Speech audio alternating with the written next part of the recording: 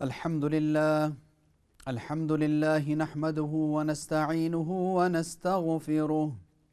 ونؤمن به ونتوكل عليه ونعوذ بالله من شرور أنفسنا ومن سيئات أعمالنا من يهده الله فلا مضل له ومن يضلله فلا هادي له ونشهد أن لا إله إلا الله وحده لا شريك له ونشهد أن سيدنا ومولانا محمدا عبده ورسوله. قال الله عز وجل في كتابه بعد أعوذ بالله من الشيطان الرجيم بسم الله الرحمن الرحيم إن الله وملائكته يصلون على النبي يا أيها الذين آمنوا صلوا عليه وسلموا تسليما. اللهم صل على محمد عبدك ورسولك وصل على المؤمنين والمؤمنات والمسلمين والمسلمات وبارك على محمد وعلى أصحابه وأزواجه وأهل بيته أجمعين برحمتك يا أرحم الراحمين. السلام علیکم ورحمۃ اللہ وبرکاتہ. ناظرین کرام، ندائے منبر کے آج کے پروگرام میں ہم آپ کی خدمت میں حاضر ہوئے ہیں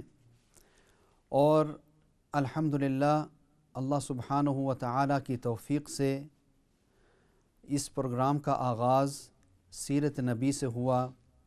صحابہ کرام رضوان اللہ تعالی علیہم اجمعین کے تذکرے سے خلفائے راشدین، ازواج مطہرات، صحابی اور صحابیات کا تذکرہ کرتے ہوئے آج ہم اس سلسلے کو آگے بڑھائیں گے انشاءاللہ تعالی. اور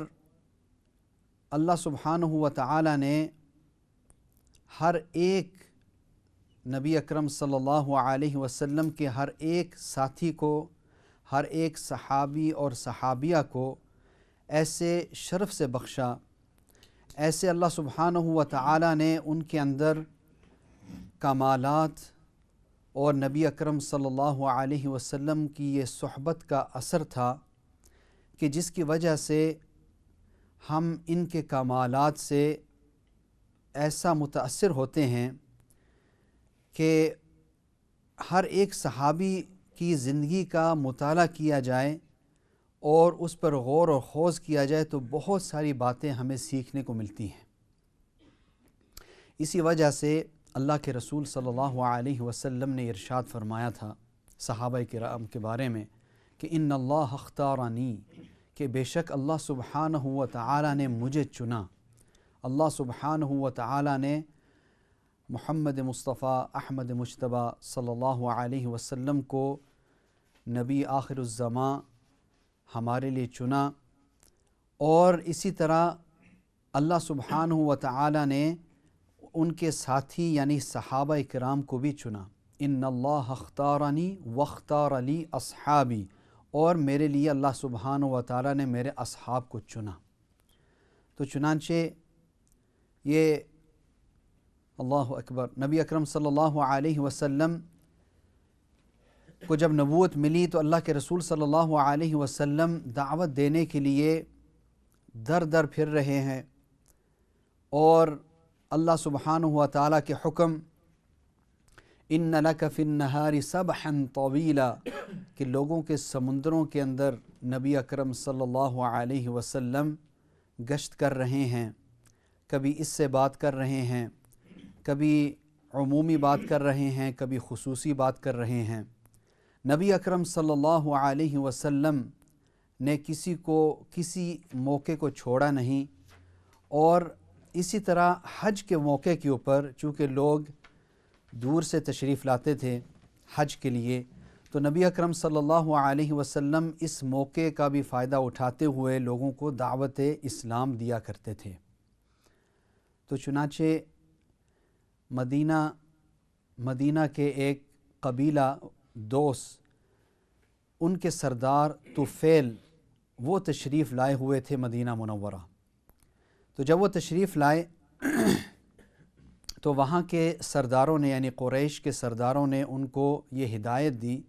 کہ یہاں پر ایک بندہ ہے جو کہ لوگوں کے درمیان جادو کرتا ہے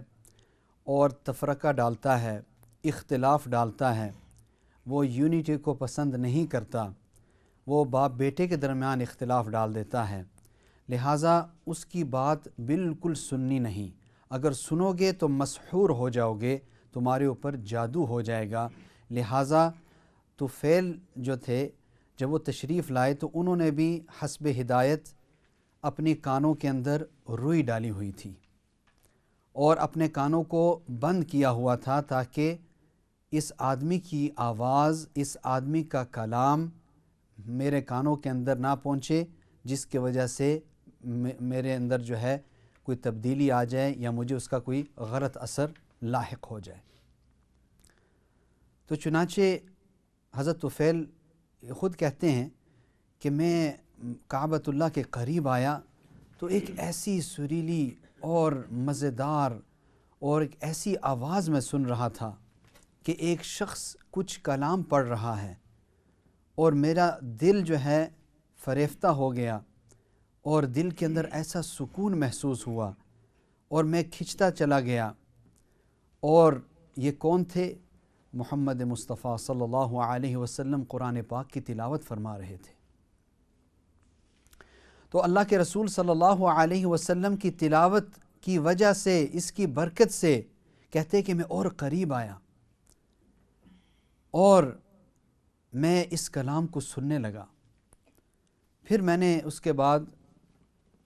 آپ صلی اللہ علیہ وسلم سے گفتگو کی کہ وہ کون سی بات ہے، وہ کیا پیغام ہے آپ کا، کون سی بات ہے جو آپ پیش کرتے ہیں، ذرا مجھے بھی سنائیے۔ تو نبی اکرم صلی اللہ علیہ وسلم نے ان کو دعوت دی اور تھوڑی دیر بات کی اور کچھ ہی دیر کے بعد حضرت طفیل کہنے لگے کہ ذرا سنیے، اشہد ان لا الہ الا اللہ و اشہد ان محمدًا عبدہ و رسولہ۔ تو وہ اسلام لے آئے، مسلمان ہو گئے اور پھر اللہ کے رسول صلی اللہ علیہ وسلم کی صحبت کے اندر رہے کچھ دن،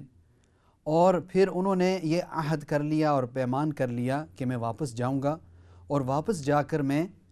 جو کہ نبی اکرم صلی اللہ علیہ وسلم کی بعثت کا مقصد ہے دعوت دینا، تو میں بھی اپنی قوم کو اس خیر کی طرف دعوت دوں گا تاکہ وہ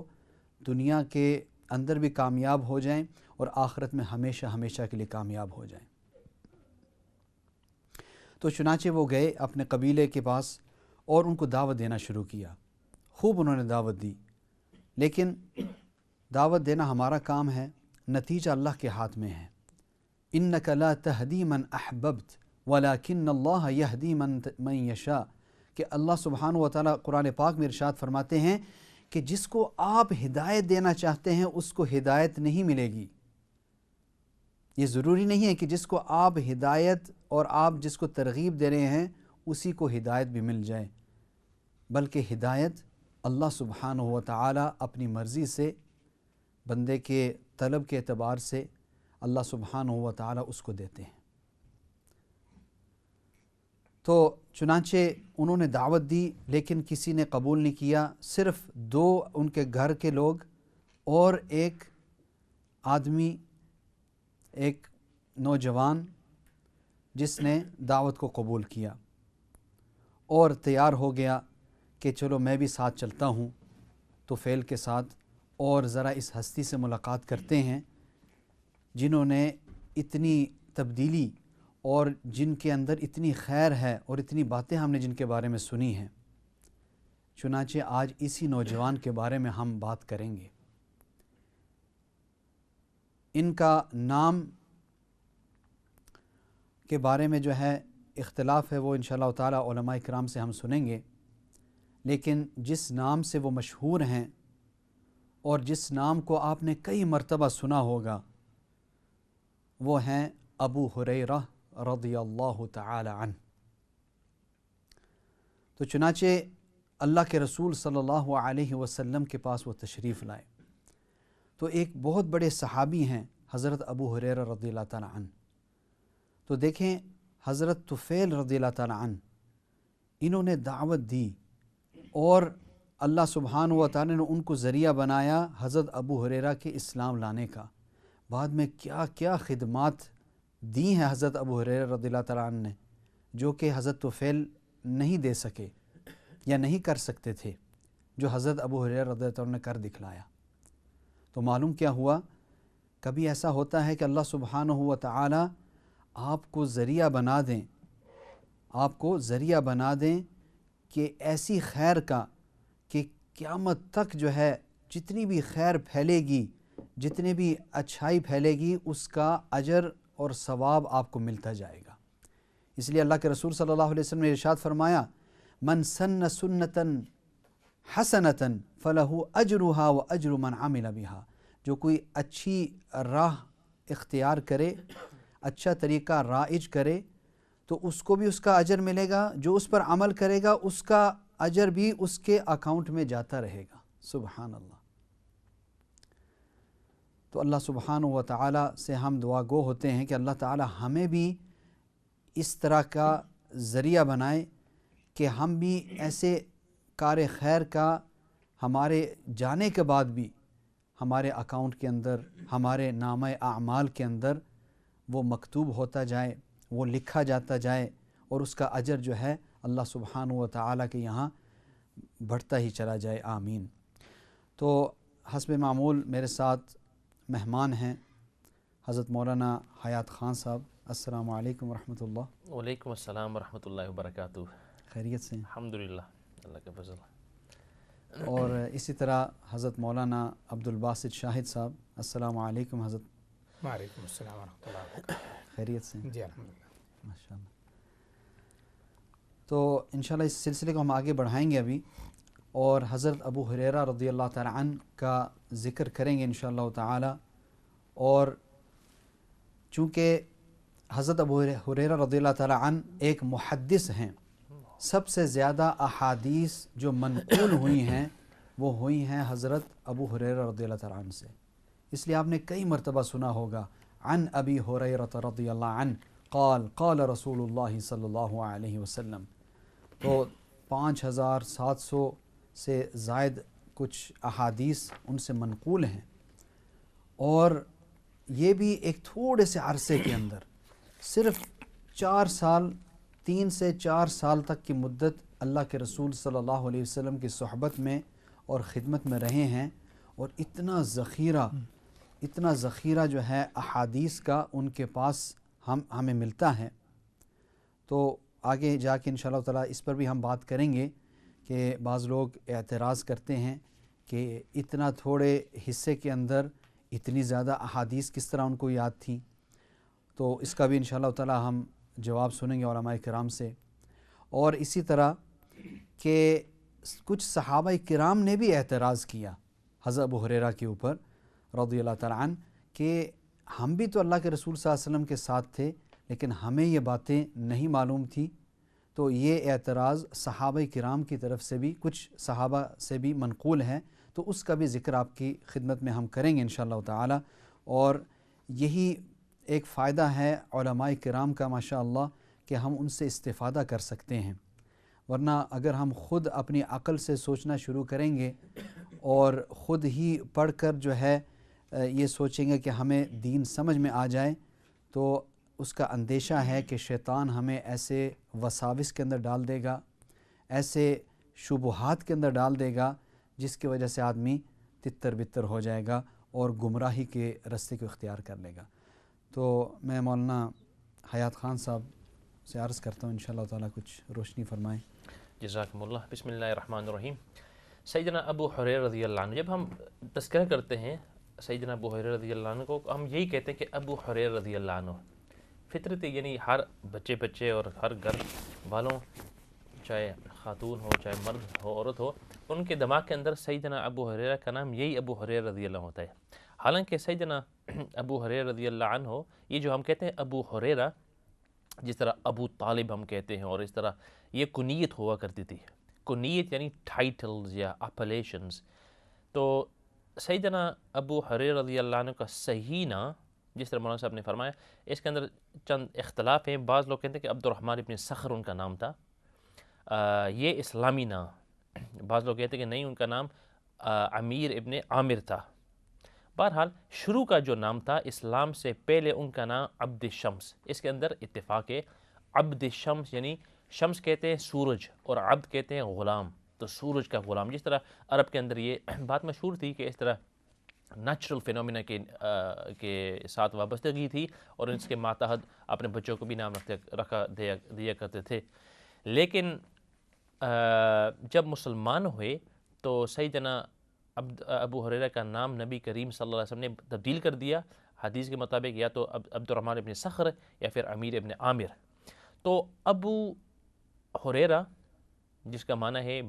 یعنی یہ بلی والے، یا اگر دوسرا ترجمہ کریں تو بلی کے والد، کیونکہ ابو کے دو معنی آتے ہیں نا حدیث کے اندر بھی. ابو تراب جس طرح علی رضی اللہ عنہ کے بارے میں مشہور ہے کہ مٹی والے، اور دوسرے کے مٹی کے باپ، تو دونوں معنی آتے ہیں. خیر،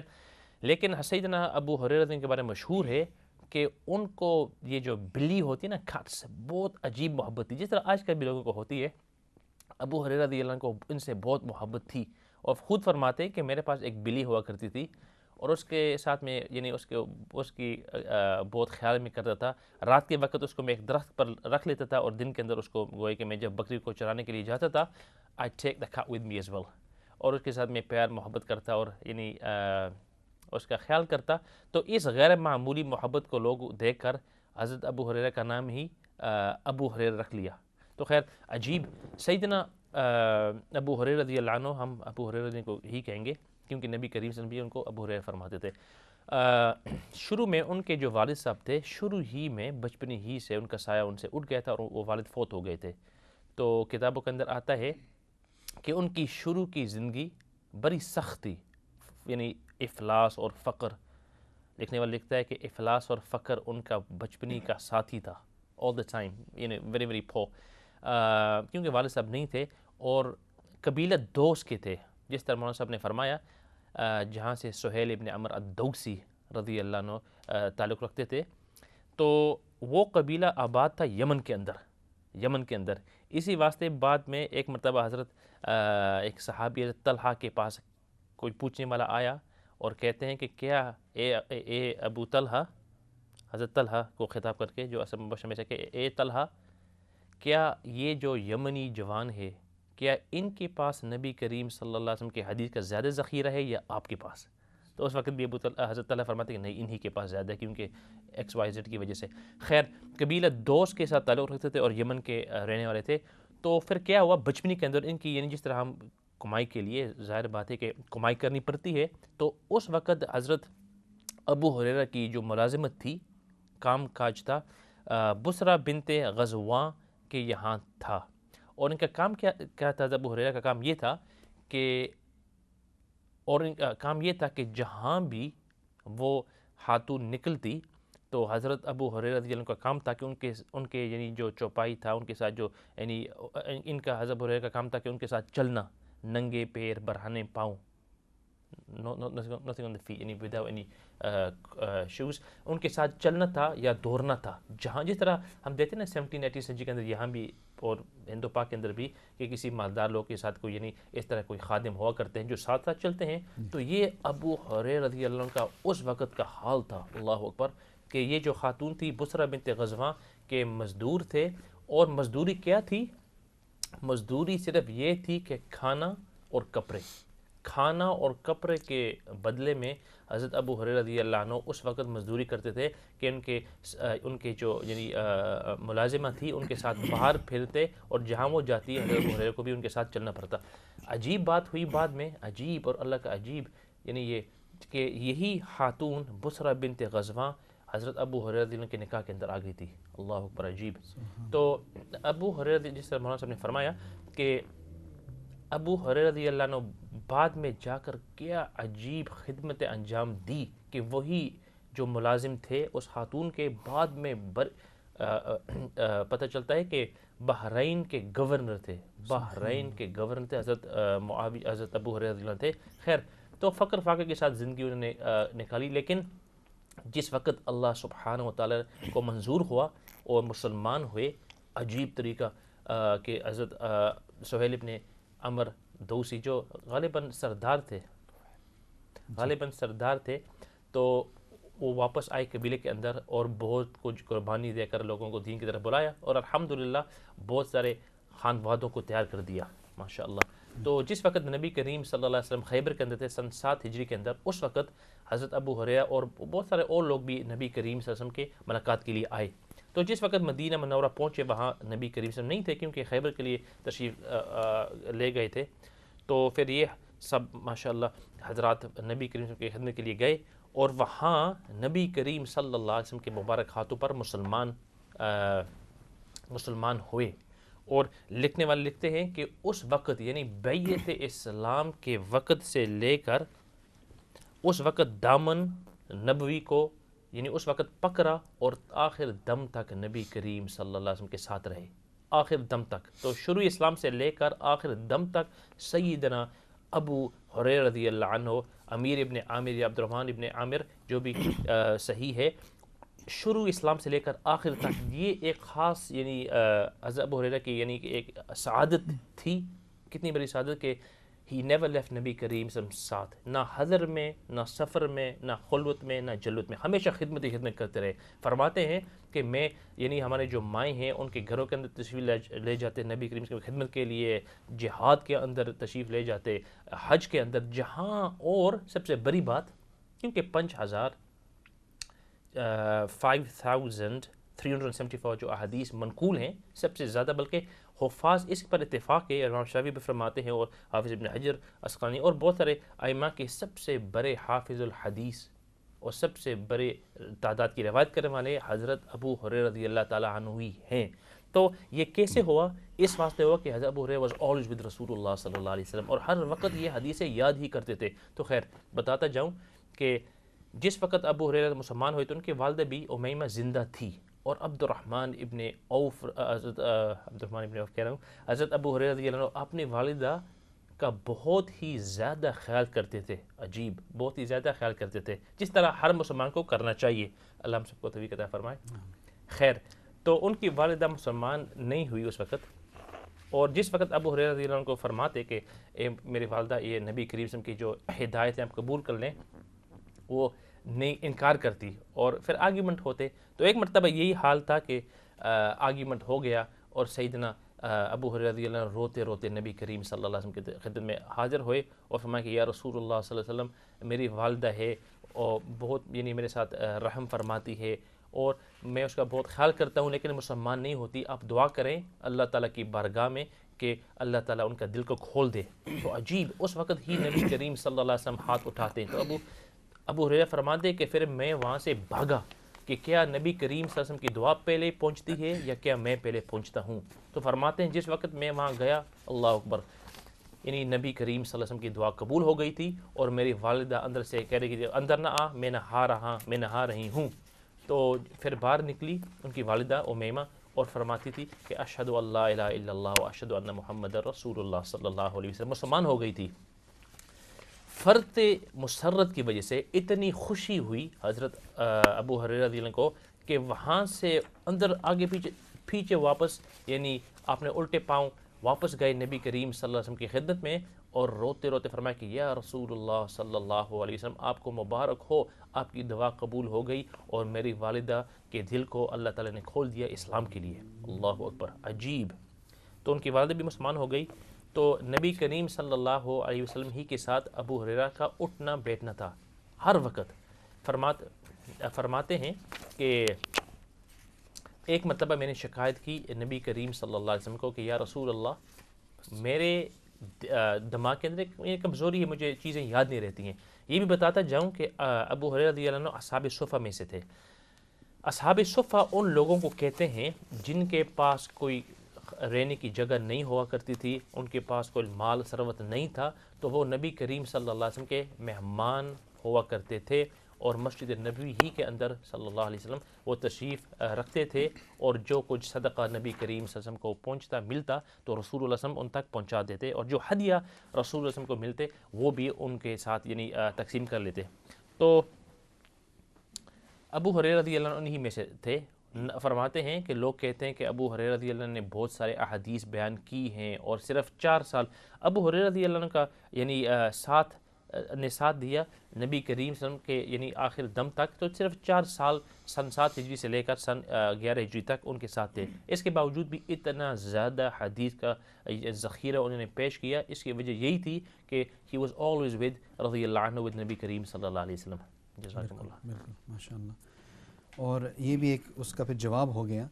کہ نبی اکرم صلی اللہ علیہ وسلم کے ساتھ جو کیا نام ہے جو وقت ملا وہ صرف 4 سال تھے تقریباً، لیکن اللہ کے رسول صلی اللہ علیہ وسلم کی جس طرح مولانا فرمایا کہ ہر وقت اللہ کے رسول صلی اللہ علیہ وسلم کے ساتھ رہنے والے تھے، بلکہ ایک صحابی نے یہ اعتراض بھی کیا کہ ابو ہریرہ تم کہتے ہو یہ حدیث یہ تم نے سنی ہے، تو اس کی کچھ مثالیں انشاءاللہ تعالیٰ آگے آپ کو دیں گے بھی۔ تو اس وقت انہوں نے کہا کہ آپ تو جو ہے کام کاج کے اندر مصروف رہا کرتے تھے، تجارت کرتے تھے، آپ کے بچے تھے، بیویاں تھیں، مجھے اللہ تعالیٰ نے اس سے پاک و صاف رکھا، یعنی میں یعنی غیر شادی شدہ تھا اور غریب تھا، فقیر تھا، اور مجھے اللہ کے رسول صلی اللہ علیہ وسلم کے در پر میں پڑا رہتا تھا، یا تو کچھ سیکھنے کو مل جائے گا یا کچھ کھانے کو مل جائے گا، بس یہ 2 غرض ہوتی، اور اس وجہ سے میں نے وہ علوم حاصل کیے جو تم جس سے قاصر رہے۔ اور بلکہ ایک قصہ بھی ہے اس کے اندر، بلکہ اس میں دو روایتیں ہیں، 2 روایتیں مختلف ملتی ہیں کہ ایک مرتبہ اللہ کے رسول صلی اللہ علیہ وسلم نے اعلان کیا کہ بھائی جو سب سے قریب میرے آ کر اپنا کپڑا بچھا کر اور اس پر بیٹھے گا تو انشاءاللہ تعالی اللہ سبحانہ و تعالی اس کو ایسا علم عطا فرمائیں گے کہ کبھی بھی اس کو بھولے گا نہیں۔ تو حضرت ابو ہریرہ کہتے ہیں کہ سب سے پہلا شخص میں ہی تھا جو اللہ کے رسول صلی اللہ علیہ وسلم کے بالکل پاس آ کر بیٹھ گیا۔ تو ہمیشہ سفر حضر کے اندر ہمیشہ ساتھ ہی رہا کرتے تھے، اور اللہ کے رسول صلی اللہ علیہ وسلم کے جانے کے بعد پھر عہد خلافت کے اندر کیا ہوا اس پر انشاءاللہ تعالی مولانا عبدالباسط صاحب روشنی ڈالیں گے۔ بسم اللہ الرحمن الرحیم، نحمدہ ونصلی ونسلم علی رسول الکریم۔ سیدنا ابو ہریرہ رضی اللہ عنہ، جیسے کہ آپ علماء کرام سے سن رہے تھے کہ بہت عظیم صحابی جنہوں نے نبی اکرم صلی اللہ علیہ وسلم سے بہت ذرا احادیث کا ذخیرہ جو ہے وہ اکٹھا کیا، ضبط کیا، اس کو یاد کیا، اور پھر نبی اکرم صلی اللہ علیہ وسلم کی دعا کی برکت سے جو کچھ انہوں نے نبی اکرم صلی اللہ علیہ وسلم سے حاصل کیا پھر وہ زندگی بھر اس کو بھولے نہیں۔ اور خود فرماتے ہیں کہ جب نبی اکرم صلی اللہ علیہ وسلم نے میرے لیے دعا فرمائی اور چادر پھیلائی اور اس کو نبی اکرم صلی اللہ علیہ وسلم نے فرمایا کہ اس کو اپنے سینے کے ساتھ لگا لو، اس کے بعد اور اس سے پہلے حاصل کی ہوئی چیزیں اور اس کے بعد کا حاصل کیا ہوا علم میں کبھی بھی نہیں بھولا۔ تو سیدنا ابو ہریرہ رضی اللہ عنہ حضرت ابوبکر صدیق رضی اللہ عنہ کے عہد خلافت میں، خلافت کے زمانے میں ملکی معاملات میں انہوں نے حصہ نہیں لیا، اور کہیں نمایاں طور پر کہیں بھی نظر نہیں آتے، کہیں بھی ان کا ذکر نہیں ملتا۔ اس مدت میں بھی اپنے محبوب مشغلہ جو تھا ان کو احادیث کی اشاعت، احادیث کو لوگوں تک پہنچانا، احادیث کو محفوظ کرنا، ان کو لکھنا، اسی کے اندر وہ مشغول رہے، جس کی تفصیل آپ آئندہ بھی آگے سنیں گے۔ حضرت عمر رضی اللہ عنہ کا جب زمانہ آیا، خلافت کا زمانہ، تو سیدنا عمر رضی اللہ عنہ نے حضرت ابو ہریرہ رضی اللہ عنہ کو بحرین کا گورنر بنا دیا تھا، اور بحرین سے ہی حضرت ابو ہریرہ رضی اللہ عنہ کا تعلق تھا، تو وہاں کا گورنر ہوئے، اور اس کے بعد اس دن سے پھر ان کی زندگی بدلی، ان کی زندگی کے حالات بدلے، اور جب وہاں سے آئے تو اس وقت ان کے پاس 10,000 کی کرنسی تھی۔ تو سیدنا عمر رضی اللہ عنہ نے ان سے پوچھا کہ یہ اتنی رقم کہاں سے آئی ہے، تو سیدنا ابو ہریرہ رضی اللہ عنہ نے بتایا کہ یہ گھوڑوں کے بچوں کے ذریعے سے، غلاموں کی ٹیکس کی وجہ سے اور اس طرح کے ذرائع سے مجھے یہ حاصل ہوئی ہے۔ تو سیدنا عمر رضی اللہ عنہ نے اس کی تحقیقات سے بھی یہ بات ثابت ہوئی کہ واقعی یہ رقم اسی طرح حاصل ہوئی ہے۔ تو سیدنا ابو ہریرہ رضی اللہ عنہ کو حضرت عمر رضی اللہ عنہ نے دوبارہ اسی فرض کی سر انجام دہی کے لیے یعنی بحرین بھیجنا چاہا، تو سیدنا ابو ہریرہ رضی اللہ عنہ نے انکار کر دیا، امارت قبول کرنے سے انکار کر دیا۔ اس سے ہمیں معلوم ہوتا ہے کہ کیسی پاکیزہ لوگ تھے، اونچی صفات والے لوگ تھے۔ آج لوگ اونچے عہدوں کے لیے اور اس طرح کی ذمہ داریوں کے لیے آپس میں لڑتے ہیں اور ان کو حاصل کرنے کی کوشش کرتے ہیں، اور اس کے ذریعے سے اپنے نسلوں کو بھی مالا مال کر دیتے ہیں۔ لیکن سیدنا ابو ہریرہ رضی اللہ عنہ نے اور پھر اس وقت احتساب کا اور مال کا پورا حساب، اور جب کسی کے پاس ایسی رقم دیکھی جاتی تو اس سے پوچھا جاتا اور پھر اس کو یہ ثابت کرنا ہوتا تھا کہ یہ رقم کدھر سے آئی ہے۔ تو وہ لوگ پاکیزہ لوگ تھے، نبی اکرم صلی اللہ علیہ وسلم کے تعلیم یافتہ تھے، آپ صلی اللہ علیہ وسلم سے انہوں نے تعلیم حاصل کی تھی۔ تو سیدنا ابو ہریرہ رضی اللہ عنہ نے جب انکار کیا تو سیدنا عمر رضی اللہ عنہ نے کہا کہ اے ابو ہریرہ، آپ کو یہ امارت قبول کرنے میں کیا عذر ہے، جبکہ یہ امارت سیدنا یوسف علیہ السلام نے بھی حاصل کی ہے اور آپ نے مانگی ہے۔ تو سیدنا ابو ہریرہ رضی اللہ عنہ نے بڑی عمدہ بات فرمائی۔ سیدنا ابو ہریرہ رضی اللہ عنہ نے کہا کہ حضرت یوسف علیہ السلام نبی ہیں اور نبی زادے ہیں، نبی کے بیٹے ہیں، ان کا مقام کہاں اور میرا مقام کہاں؟ میں 3 باتوں سے ڈرتا ہوں۔ ایک یہ کہ بغیر علم کے کچھ کہوں، میں اس بات سے ڈرتا ہوں، اور یہ ایک بہت بڑی بات ہے اور ہمارے لیے بہت بڑا سبق ہے۔ آج لوگ محفلوں کے اندر بیٹھ کر یعنی لوگوں سے، اور بعض دفعہ یہ ہوتا ہے کہ محفل میں کوئی عالم بیٹھا ہے، محفل میں کوئی ایسا ذی علم شخص بیٹھا ہے، لوگ ان سے مسئلہ پوچھ رہے ہوتے ہیں اور درمیان میں کچھ لوگ پہلے ہی اس کے لیے فتویٰ جاری کر دیتے ہیں اور پہلے ہی بتانا شروع کر دیتے ہیں۔ یہ ایک تو اس محفل کے آداب کے خلاف ہوتا ہے اور دوسرا اس صاحب علم کی ناقدری ہوتی ہے۔ تو ایسا شخص جن کے بارے میں نبی اکرم صلی اللہ علیہ وسلم فرمایا کہ ابو ہریرہ علم کا ظرف ہے، علم کا برتن ہے، اور ابو ہریرہ رضی اللہ عنہ کے اندر ان کے پاس بہت زیادہ علم موجود ہے۔ جب نبی اکرم صلی اللہ علیہ وسلم خود یہ بات فرما رہے ہیں تو آپ اندازہ لگائیں کہ سیدنا ابو ہریرہ رضی اللہ عنہ کی علم کی سطح کیا ہوگی، کہ کس درجے کا ان کے پاس علم ہوگا۔ اس کے باوجود فرما رہے ہیں کہ میں اس بات سے ڈرتا ہوں کہ میں بغیر علم کے کوئی بات کہوں۔ دوسرا، اس بات سے بھی مجھے ڈر لگتا ہے کہ بغیر حجت شرعی یعنی کسی حجت شرعی کے بغیر میں کوئی فیصلہ کر دوں۔ جب میں اتنی بڑی ذمہ داری لوں گا، لوگوں کے معاملات میرے سامنے آئیں گے، لوگوں کے مسائل آئیں گے اور ان کو میں حل کروں گا، ان کا فیصلہ کرنا ہوگا، تو مجھے اس بات سے بھی ڈر لگتا ہے کہ کہیں میں بغیر کسی شرعی دلیل کے ان کا فیصلہ نہ کر دوں اور اللہ کے نزدیک میری پکڑ نہ ہو جائے۔ تیسری چیز یہ چیز ہے کہ میں اس سے بھی ڈرتا ہوں کہ میں مارا جاؤں اس کے اندر اور پھر میری بے عزتی کی جائے، آبروریزی کی جائے، یا میرا مال جو ہے وہ اس کو چھین لیا جائے۔ تو اس لیے سیدنا ابو ہریرہ رضی اللہ عنہ نے دوبارہ وہ امارت، وہ ذمہ داری قبول نہیں فرمائی۔ پھر سیدنا عثمان رضی اللہ عنہ کا زمانہ آیا، تو سیدنا عثمان رضی اللہ عنہ کے زمانے میں کہ شروع میں سیدنا ابو ہریرہ رضی اللہ عنہ خاموشی سے زندگی بسر کی۔ پھر سیدنا عثمان رضی اللہ عنہ کے خلافت کے زمانے میں آخری وقت میں ایک ایسا وقت آ گیا کہ جب فتنہ کھڑا ہو گیا اور سیدنا عثمان رضی اللہ عنہ کا محاصرہ کر لیا گیا، تو اس وقت سیدنا ابو ہریرہ رضی اللہ عنہ اٹھے اور اس کے اندر حصہ لیا، اور وہاں اس محاصرے کے اندر، اس مکان کے اندر موجود ہیں، اور وہاں لوگ موجود ہیں اور ان کو اس بات کے لیے آمادہ کر رہے ہیں کہ اس محاصرے کو ختم کیا جائے، اور جو لوگ یہ فتنہ برپا کر رہے ہیں ان کو آگاہ کیا جائے کہ آپ کتنا بڑا جرم کر رہے ہو اور کتنا بڑا غلط کام کر رہے ہو۔ تو سیدنا ابو ہریرہ رضی اللہ عنہ نے پھر محاصرہ کرنے والوں کو اور ان کو اس بات کے لیے آمادہ کیا اور ان کو ان کو خطاب کر کے کہا کہ نبی اکرم صلی اللہ علیہ وسلم سے میں نے سنا ہے کہ آپ صلی اللہ علیہ وسلم کی حدیث سنائی ان کو کہ تم لوگ جو میرے بعد، نبی اکرم صلی اللہ علیہ وسلم نے کہ تم لوگ میرے بعد فتنہ کے اندر مبتلا ہو جاؤ گے۔ تو لوگوں نے پوچھا یا رسول اللہ صلی اللہ علیہ وسلم، صحابہ کی یہ شان تھی کہ جب نبی اکرم صلی اللہ علیہ وسلم ایسی کوئی بات فرماتے تو فوراً پوچھ لیتے کہ اس وقت جب ایسے حالات آ جائیں گے تو ہمارے لیے آپ کی کیا تعلیمات ہیں، آپ کی کیا ہدایات ہیں کہ اس وقت ہمیں کیا کرنا ہوگا۔ تو صحابہ نے پوچھا یا رسول اللہ صلی اللہ علیہ وسلم اس وقت ہمارا طرز عمل کیا ہونا چاہیے؟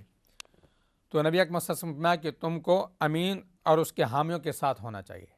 یعنی جو شخص امانت دار ہوگا اور جو لوگ اس کے ساتھ دینے والے ہوں گے آپ کو ان کے ساتھ ہونا چاہیے۔ تو اس سے مراد حضرت عثمان غنی رضی اللہ عنہ تھے۔ حضرت عثمان رضی اللہ عنہ کے محاصرے تک حضرت ابو ہریرہ رضی اللہ عنہ کا پتہ چلتا ہے، اور اس کے بعد آپ کی جنگ جمل، جنگ صفین ہوئی ہیں، یہ حالات بھی آئے ہیں، تو اس وقت سیدنا ابو ہریرہ رضی اللہ عنہ کا کہیں نشان نہیں ملتا۔ اس کا سبب یہ تھا کہ اس فتنہ عام کے زمانے میں اکثر محتاط صحابہ جو تھے، جو محتاط رہنا چاہتے تھے، ان فتنوں سے دور رہنا چاہتے تھے، تو سیدنا ابو ہریرہ رضی اللہ عنہ کہ یہ ان محتاط صحابہ میں سے تھے، تو یہ گوشہ نشین ہو گئے۔ انہوں نے ایک ایسی زندگی بسر کر لی کہ تاکہ عام لوگوں کے درمیان نہ جائیں اور ان فتنوں کا حصہ نہ بنیں۔ تو حضرت ابو ہریرہ رضی اللہ عنہ بھی اس فتنہ میں مبتلا ہونے کے خوف سے کہیں روپوش ہو گئے تھے، اور ان فتنوں کے بعد سیدنا امیر معاویہ رضی اللہ عنہ کی حکومت میں مروان کبھی کبھی سیدنا ابو ہریرہ رضی اللہ عنہ کو مدینہ میں اپنا قائم مقام بنا دیا کرتے تھے۔ تو ان کی زندگی خلافت کے زمانے میں اس طرح گزری، اور جب یہ دیکھا کہ حالات ایسے ہو رہے ہیں کہ مسلمانوں کے اندر فتنہ پیدا ہو رہا ہے، تو اس وقت جو ہے اس سے کنارہ کشی اختیار کر گئے تاکہ کسی طرح بھی ہم اس کا حصہ نہ بنے۔ ماشاءاللہ اس بات سے جو ہے ایک ہمیں یہ بھی بات پتہ چلی کہ کیا شان تھی حضرت ابو ہریرہ رضی اللہ عنہ کی، اور کتنے، حالانکہ اللہ تعالیٰ نے ان کو کتنا علم دیا تھا، کتنا علم کہ 4 سال کی مدت کے اندر انہوں نے اتنا علم حاصل کیا، اور اللہ کے رسول صلی اللہ علیہ وسلم بلکہ ایک مرتبہ آتا ہے کہ اللہ کے رسول صلی اللہ علیہ وسلم کو انہوں نے شکایت بھی کی۔ ایک روایت یہ بھی ہے کہ شکایت کی کہ یا رسول اللہ صلی اللہ علیہ وسلم، میں یاد کرتا ہوں آپ کی باتیں لیکن مجھے بھول جاتی ہیں۔ تو اللہ کے رسول صلی اللہ علیہ وسلم نے ارشاد فرمایا اپنی چادر کو کھولو۔ تو اپنی چادر کو کھول کر اس کو بچھایا، اور پھر اللہ کے رسول صلی اللہ علیہ وسلم نے اس چادر کے اوپر کچھ اشارہ فرمایا، کچھ پڑھا ہوگا، اور پھر فرمایا کہ اس کو اپنے سینے کے ساتھ لگا لو۔ تو ایسا کرنا تھا کہ اللہ سبحانہ و تعالیٰ نے ایسا حافظہ اور ایسا یعنی کہ علم اللہ تعالیٰ نے ان کو عطا فرمایا کہ ایک مرتبہ، جیسے کہ کچھ لوگ اعتراض بھی کرتے تھے اس زمانے کے اندر کہ ابو ہریرہ اتنی حدیثیں کیسے بیان کر سکتے ہیں۔ تو مروان کے زمانے میں مروان نے بلایا اور کہا کہ ایک کاتب کو کہا کہ پردے کے پیچھے چھپ جاؤ اور یہ میں ان سے حدیثیں پوچھوں گا، وہ لکھتے جانا۔ تو چنانچہ حضرت ابو ہریرہ سے وہ تو موقع کی تلاش میں ہوتے کہ کوئی بندہ ملے اور اس کو جو ہے دین کی بات کو ہم سکھائیں اور دین کو جو ہے سکھانے کا موقع ملے۔ تو فوراً حضرت ابو ہریرہ رضی اللہ عنہ نے حدیثیں بیان کرنی شروع کر دی کہ اللہ کے رسول صلی اللہ علیہ وسلم نے یہ فرمایا۔ تو کہتے ہیں کہ کئی حدیثیں بیان فرما دیں۔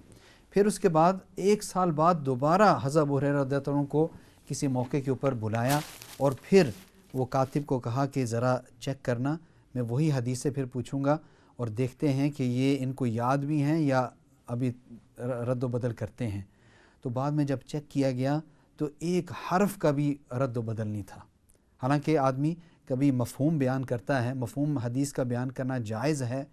اہل حدیث علماء کرام کے نزدیک، یعنی کہ محدثین کے نزدیک، اہل حدیث سے مراد محدثین ہیں، محدثین کے نزدیک یہ مسلم قاعدہ ہے کہ حدیث کو آپ اپنے الفاظ کے اندر بیان کر سکتے ہیں،